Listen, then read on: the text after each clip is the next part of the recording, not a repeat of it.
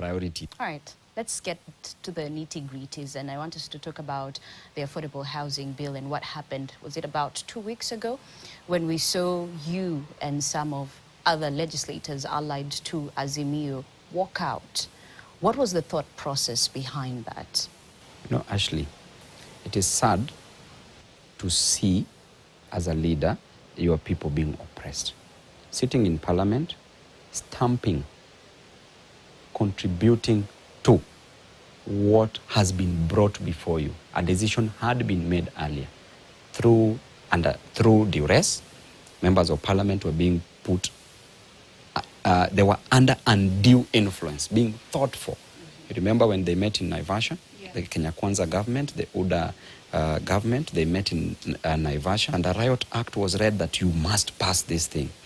That is not in the spirit of separation of powers, checks and balances.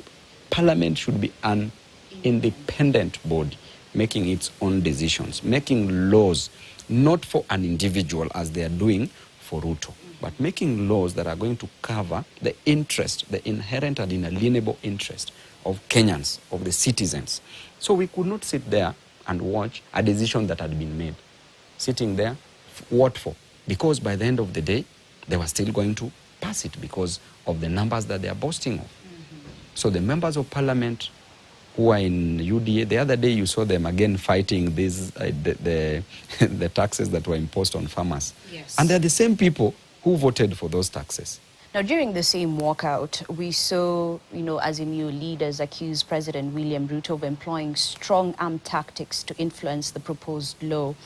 It's been said over and over that the legislative arm of government is compromised. So then what happens to common Kenyans who elect leaders to go fight for them, yet at the end of the day, they are compromised? Parliament checks the executive.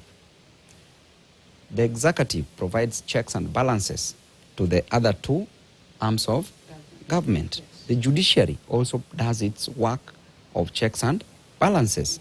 Therefore, all these arms of government should be independent. They should work independently in keeping checks and balances to ensure that one arm of the government does not exploit the interest of the Kenyan citizens. And that's why at times judiciary declare some laws that we make obsolete, not absolute. Okay? And that's why we in parliament, if we see that executive is misbehaving, we see how we provide checks and balances on them through even bringing, not limited to impeachment motions, also ensuring that we control the budget making process. Okay, those are the responsibilities that we should be doing.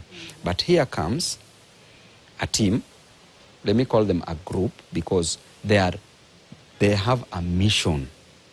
They are missionary. They are not visionary. They have a mission to satisfy the interest of their president. A mission to ensure that Kenyan who is not going to school does not go to school. A mission to ensure that the lives are messed up. They lack the vision. The vision to ensure that that child at home accesses quality education. A vision to ensure that you and I are living in a conducive environment. And a vision to ensure that Kenyan, the youth, get jobs in this nation. So that is what they lack. So they are serving a specific mission. So when they come there saying that we in UDA, we in Kenya Kwanza, the moment we cross this road and go past this road into the parliament, we become parliamentarians, legislatures. Yes. We are coming to legislate. We are coming to make laws. But then they are coming with something fixed. So the problem comes in because of fear. They are being intimidated. Some are being given money. Okay? Those are the selfish interests that they are serving. So they are not serving the interest of common mwananchi. Because a normal Kenyan member of parliament will not pass obsolete laws, will not pass laws that are going to oppress Kenyans. Because they must think through it. Because these laws will catch up with you. At some point, you'll not be in politics forever, but those laws will still be there. And those laws are going to catch up with you as a member of parliament. So you need to be a visionary leader, not a missionary leader. Having